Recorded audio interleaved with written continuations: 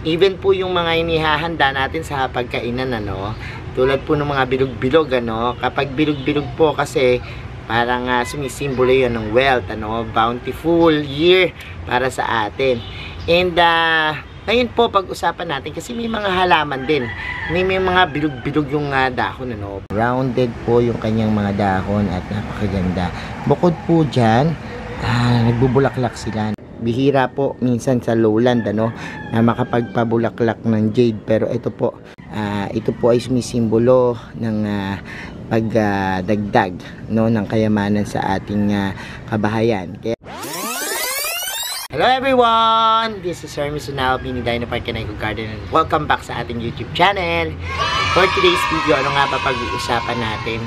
Tayong mga Pinoy po, kapag ganitong panahon, yung sasapit yung bagong taon, magpapalit ng taon, may mga ilang paniniwala tayo, no, about sa mga swerteng bagay, sa mga swerteng kulay, even po yung mga inihahanda natin sa pagkainan, ano, tulad po ng mga bilog-bilog, ano, kapag bilog-bilog po kasi parang sumisimbolo yun ng wealth, ano, bountiful year para sa atin. And ngayon po pag-usapan natin kasi may mga halaman din. May mga bilog-bilog yung dahon, ano. Baka pwede silang maging accent, ano, or pang-design sa ating mga hapagkainan kapag sasapit na yung ganitong panahon, yung New Year, o gamitin sa mga creative plant styling, ano. So meron ding mga halaman na mayroong mga bilog-bilog na dahon na sumisimbolo ng wealth and prosperity, no. At ano-ano kaya yung mga halaman na yan na nasa ating listahan? Malalaman nyo na sa ating pagbalik. Kaya kung ready na kayo mga ka-MDP, tutok lang po.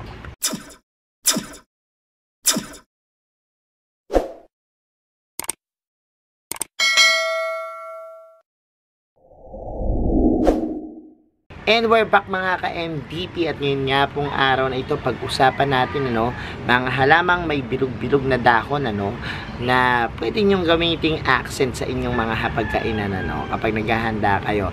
At ano nga ba yan? Meron po tayong 5 sa ating listahan. Magaganda sila, and I'm sure kapag ginawa nyo silang design sa inyong mga dining table, sa hapagkainan, sa inyong mga handa, magbibigay po ng kakaibang atraksyon, ano. At the same time, sumisimbolo po sila ng wealth and prosperity. Kaya naman, napakaganda, no. Ikot tayo sa ating garden, samahan nyo ako, pakita ko sa inyo isa-isa kung ano-ano yung mga halaman na yan. Una po sa ating listahan, itong mga African violet. Kung mapapansin nyo po yung mga dahon niya, oh, rounded po yung kanyang mga dahon at napakaganda. Bukod po dyan, nagbubulaklak sila, no. Maganda pong kulay sa mga African violet, yung violet na colors, ano, kasi ito may iba-ibang varieties.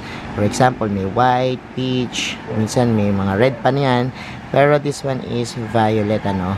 Maganda po yung violet kasi ang violet po, yun po yung sumisimbolo ng wealth, ano.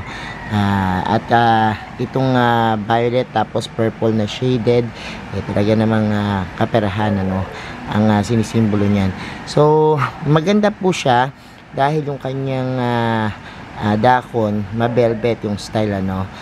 May pagkagaspang, pero nananatiling nagbibigay po siya ng ganda dahil may mga synthetic lang, no, or yung tunay, pero at the same time po, hindi siya lumalaki ng masyadong malaki. Kaya naman maganda siya, no, dun sa cute na hapagkainan lamang, ano. Kung lalagyan niyo po ng ganito, maaaring makadagdag yan po ng ganda sa inyong table. At the same time, bountiful yung kanyang simbolismo, no. So ito po, pwede nyo isaalang-alang yung African violet. Sa pangalawa nating halaman, ito pong mga jade, ano. Napakaganda po ng jade, ano. Yung kanyang green na color, yun po ay sumisimbolo ng revert, yan, refreshing sa mata dahil dun sa kanyang green na kulay, malamig.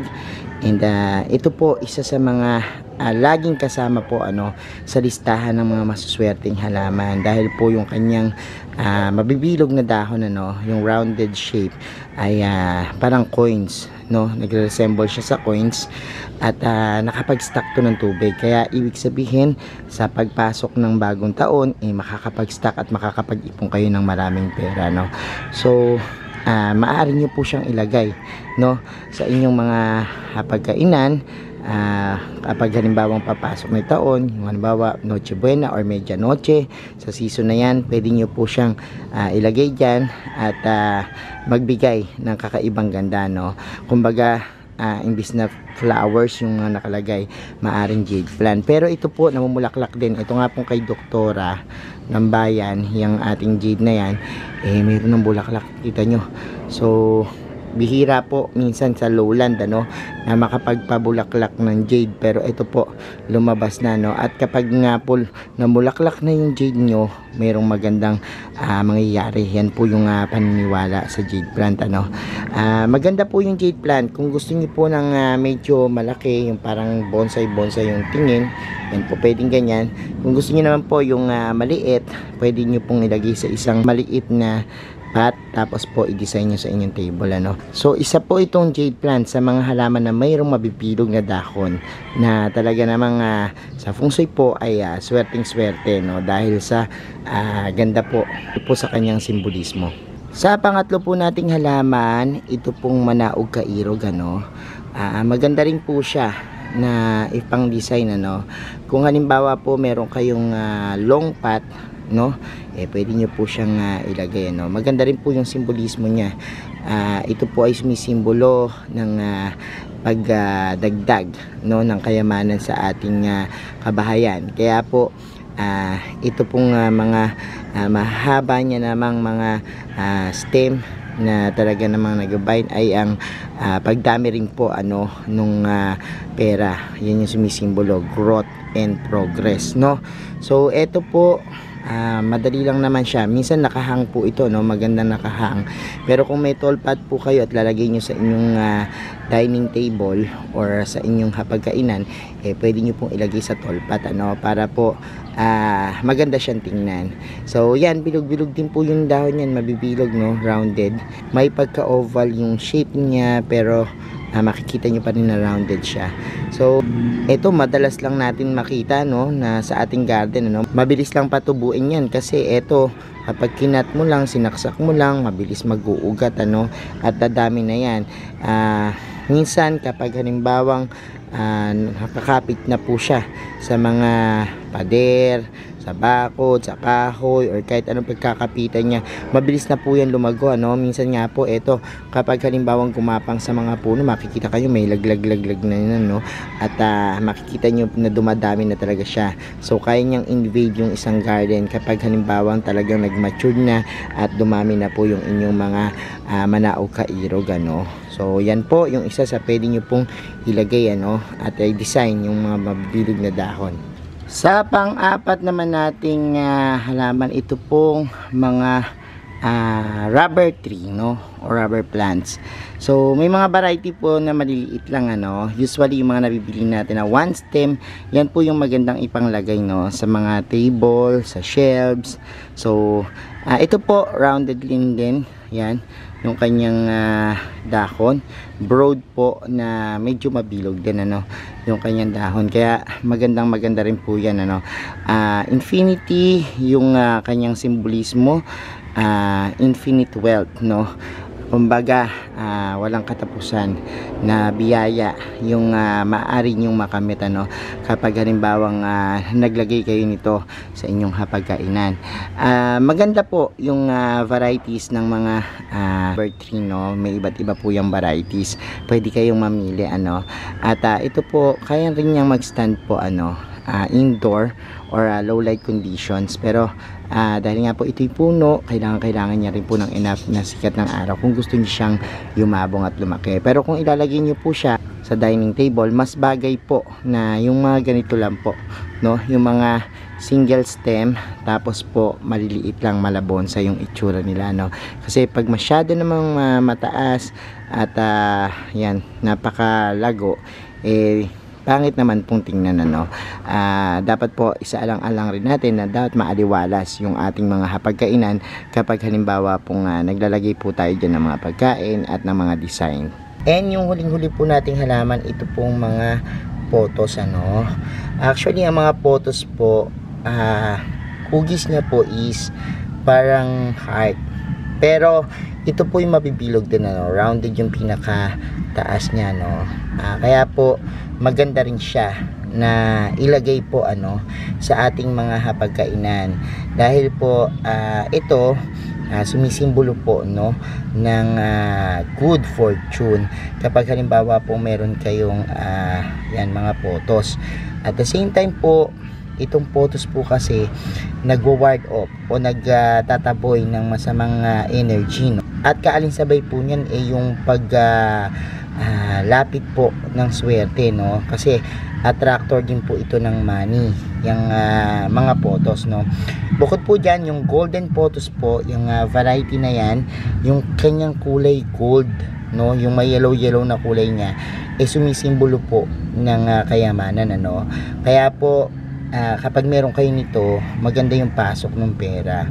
Bukod po dyan, napaka-versatile ng halaman na ito kasi po kaya niyang mabuhay sa tubig at the same time sa lupa. So may choices kayo, yung mga gustong magpasok ng mga halaman sa bahay at ayaw ng masyadong messy. Dahil minsan kapag halimbawang naglalagay kayo ng halaman na may potted, no, ng potted plants na mayroong soil, minsan tumatapon, kakaroon ng putik, kahit sa pinanyo minsan dumudumi. Pwede nyo po siyang gawing water plants naman, ano, kung halimbawa ngayon po yung prepared nyo, no. So may mga choices kayo. Kaya po maganda ring ipang display itong ating golden photos, ano, sa ating yan hapagkainan kapag halimbawa pong sasapit na yung mga ganitong times, no. So ayan mga ka-MTP, napanood nyo na po yung ating video at nalaman nyo na po yung 5 halaman na mabibilog yung mga dahon, ano, na pwede po nating isama dun sa ating mga hapagkainan kapag halimbawa pong sasapit yung bagong taon, yan. And even po sa lahat ng time, no, ng taon, pwede po silang ilagay dyan, ano. At maganda po yung simbolismo nila. At the same time, makakadagdag po yan ng kakaibang ganda sa inyong mga dining table. So yan po yung ating halaman. And paalala lang po, ito yung mga paniniwala lamang at maaari nyong gawing gabay sa inyong buhay, ano. Sabi ko nga po, kahit anong pampaswerte o halaman na gabay ang ilagay nyo po sa ating mga bahay, kung tatamad-tamad tayo at di magsusumikap, patuloy pong walang mangyayari sa ating buhay, ano. Nasa ating pa rin pong mga kamay ng ating kinabukasan, ano. Manalangin sa Diyos, sabayan po natin ng pagkilos, yung ating kasipagan at pagpupursige sa buhay. Yan yung magdadala sa atin sa tagumpay na makamit natin yung ating mga minimithi sa buhay. Wala pong masamang maniwala, pero sabi ko nga, be realistic. And besides, yung mga halaman naman po, napakaraming benepisyo, no. Kahit po wala yung simbolismo, sa benepisyo pa lang, panalo ka na dyan. At syempre yung kakaibang ganda na naibibigay niya sa atin, na nakakatanggal ng mga problema at talaga namang pag tinignan natin, talagang nakakapagbigay sa atin ng kaligayahan, panalo na tayo dyan. So thank you so much sa inyong panonood ngayong araw na ito. Lahat po ng nagla-like at nag-share ng ating video, sobrang thank you po. Sa mga hindi pa po nag-subscribe sa ating YouTube channel, kung bet na bet nyo po yung ganitong usapan, plants and gardening, mag-subscribe na po kayo nyo. Huwag nyo pong kalimutang i-hit yung notification bell para laging update sa aming latest upload. Pati po sa iba't iba nating social media accounts, sa ating TikTok, Instagram, Facebook pages, search lang po Hermes Unaho or Mini Dino Park and Eco Garden, makikita nyo na yan. Salamat ng maraming mga ka-MTP, and this is Hermes Unaho, nagsasabi sa inyo ng happy planting. Bye bye!